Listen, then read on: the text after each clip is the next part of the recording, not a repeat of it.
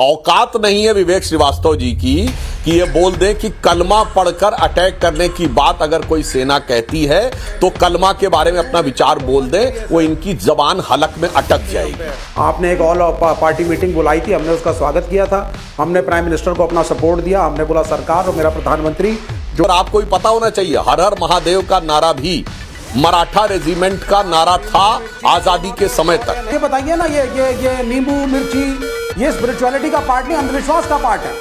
और सेना के अंदर अगर मेरे डिफेंस मिनिस्टर इन सबको लेकर के आकर राफेल का स्वागत कर, खैर वो आपकी औकात के बाहर है, इसलिए मैं आपको बताऊं। तो दोस्तों, आज की डिबेट में सुधांशु त्रिवेदी जी ने विवेक श्रीवास्तव को धो डाला। देखते हैं आगे की डिबेट। और पाकिस्तान के सेना अध्यक्ष ने कहा कि हमारे सैनिक कलमा पढ़कर वहां अटैक करेंगे। औकात नहीं है विवेक श्रीवास्तव जी की कि ये बोल दें कि कलमा पढ़कर अटैक करने की बात अगर कोई सेना कहती है तो कलमा के बारे में अपना विचार बोल दें, वो इनकी जबान हलक में अटक जाएगी। ये फिर दिखाई पड़ता है कि हिंदू प्रतीक जो कि सेना को एक नई ऊर्जा और शौर्य देते हैं। और आपको भी पता होना चाहिए, हर हर महादेव का नारा भी मराठा रेजिमेंट का नारा था आजादी के समय तक। दर्शक पूछ रहे हैं, दिनेश बारडिया का यूट्यूब पर सवाल है, कांग्रेस के नेता राफेल को लॉन्च करने की छटपटाहट क्यों दिखा रहे हैं? राहुल गांधी को ही ठीक से लॉन्च कर लें।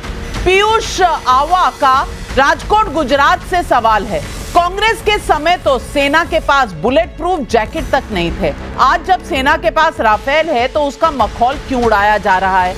जायज सवाल है कि नहीं? और विवेक श्रीवास्तव, अगर इस तरह के मजाक किए जाते हैं, गायब का पोस्टर, राफेल पे नींबू मिर्ची, मैं पूछना चाहती हूं, आप अपने देश के सैनिकों का हौसला बढ़ाना चाहते हैं या घटाना चाहते हैं? नहीं, यहाँ पे सैनिकों के खिलाफ तो किसी ने कुछ कहा भी नहीं है, किसी अपोजिशन पार्टी ने भी नहीं कहा है, किसी नागरिक ने नहीं कहा है, किसी सोशल राइट एक्टिविस्ट ने नहीं कहा है, किसी जो मोदी के विरोध में इतने खड़े किसी ने नहीं कहा। हाँ, लेकिन सरकार के खिलाफ कहा। आपने एक ऑल पार्टी मीटिंग बुलाई थी, हमने उसका स्वागत किया था, हमने प्राइम मिनिस्टर को अपना सपोर्ट दिया, हमने बोला सरकार और मेरा प्रधानमंत्री जो भी निर्णय लेगा हम लोग उसके साथ हैं। लेकिन उसके बाद एक कम्युनिकेशन गैप आया। लीडर ऑफ अपोजिशन की पोजीशन कॉन्स्टिट्यूशनल पोजीशन है और उस पोजीशन पे श्री राहुल गांधी बैठे हैं। आप किसी को कॉन्फिडेंस में नहीं लेते हैं। मैं ये नहीं कह रहा कि आप डिफेंस की स्ट्रेटजीज को डिस्क्लोज करें, वो नहीं करना चाहिए, वो इम्प्रैक्टिकल बात है, but at least you should take the opposition in confidence. LOP को कॉन्फिडेंस में लीजिए, उनको ब्रीफिंग दीजिए, उनको बताइए किस दिशा में हम लोग जा रहे हैं, ये चीज़ मिसिंग है। और जब ये चीज़ मिसिंग होती है तो उसके बाद एक कटाक्ष है। जो भी किया अजय राय ने, it could be in bad taste in somebody's eyes, लेकिन वो एक कटाक्ष है। आपकी आंखों में है या नहीं बैड टेस्ट? जब लाए थे राफेल, देश में बड़ा नहीं, बैड टेस्ट की बात नहीं है मैडम। आप ये बताइए ना, ये नींबू मिर्ची ये स्पिरिचुअलिटी का पार्ट नहीं, अंधविश्वास का पार्ट है। और सेना के अंदर अगर मेरे डिफेंस मिनिस्टर इन सबको लेकर के आकर राफेल का स्वागत करते हैं तो मैं इसके पक्ष में नहीं हूं। आप हर हर महादेव करके लड़ते हैं, आप अल्लाह अकबर करके हमारे देश की तरफ से लड़ते हैं, हम धर्म के नारे लड़के लड़ते, वो एक अलग इशू है।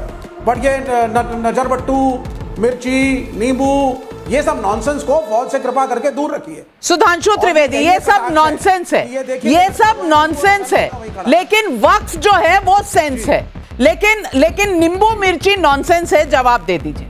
नहीं,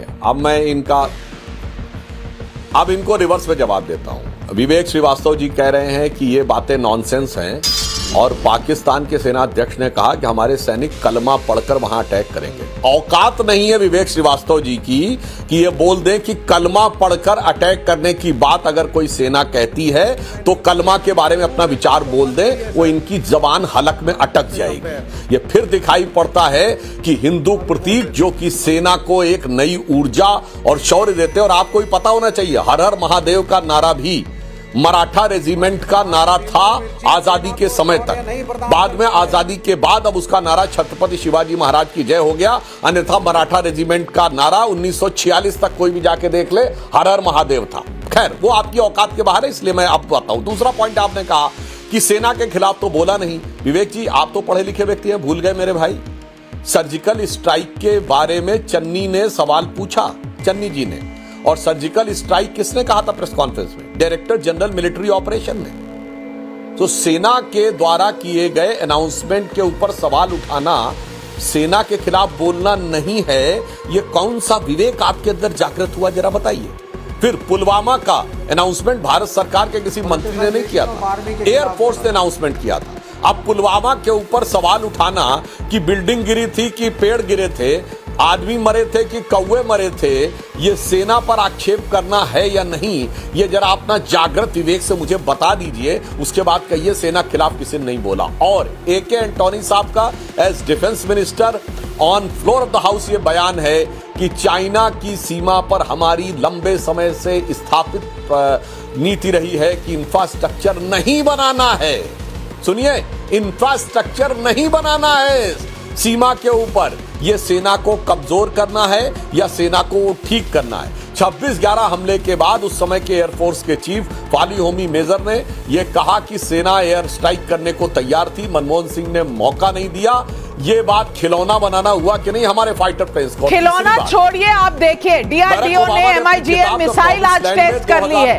अभी ये ताजा तस्वीरें डिफेंस मिनिस्ट्री से आ रही है कि ये मिसाइल टेस्टिंग हुई है, मिसाइल टेस्टिंग हो रही है, ब्लैकआउट और कैमोफ्लाजिंग ऑफ इंस्टॉलेशंस हो रहा है। उधर होम मिनिस्ट्री ने सारे राज्यों को ये कहा है। उसके बाद हमारे यहाँ गंगा एक्सप्रेसवे पे एयरक्राफ्ट्स का, वॉरक्राफ्ट्स का लैंडिंग, टेक ऑफ सब कुछ हो रहा है। लेकिन इनको मजाक बनाना है, मजाक बनाते चले जाएंगे। ये भारत के साथ खड़े हैं या पाकिस्तान?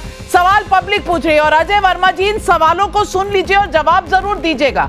राम कुमार शर्मा करनाल हरियाणा से पूछ रहे हैं, पाकिस्तान से ज्यादा कहीं भारत सरकार को अपने ही जयचंदों से तो खतरा नहीं? मंजुला अवस्थी नोएडा से पूछ रही हैं, मोदी जी के विरोध में अगर कांग्रेस का यही रवैया रहा तो आने वाले समय में कहीं कांग्रेस खिलौनों की तरह टूटकर गुम ना हो जाए। अर्चना श्रीवास्तव आंध्र प्रदेश से पूछ रही हैं, कांग्रेस पार्टी हर एक मुद्दे को इतने हल्के में लेती है, क्या ये ऐसी पार्टी है जिसके लिए युद्ध गुड्डे गुड़ियों का खेल बन गया है? और अजय वर्मा जी, एक भी, आपके यूपी के चीफ हैं, एक भी एक्शन नहीं करते राहुल गांधी, ये क्या दिखाता है? नाविका जी, बिन बुलाए बिरयानी खाने देश के प्रधानमंत्री जैसे पद पर पाकिस्तान दुश्मन देश चले जाएंगे, रेड कार्ड लेने चले जाएंगे, रेड कारपेट। सुधांशु जी को ये नहीं दिखता है और 26/11 की घटना का जिक्र करेंगे, लेकिन जब होटल के बाहर प्रेस कॉन्फ्रेंस करने नरेंद्र मोदी जी पहुंच जाएंगे और सरकार पर और सेना पर सवाल उठाएंगे, तब उसको कोई नहीं पूछेगा।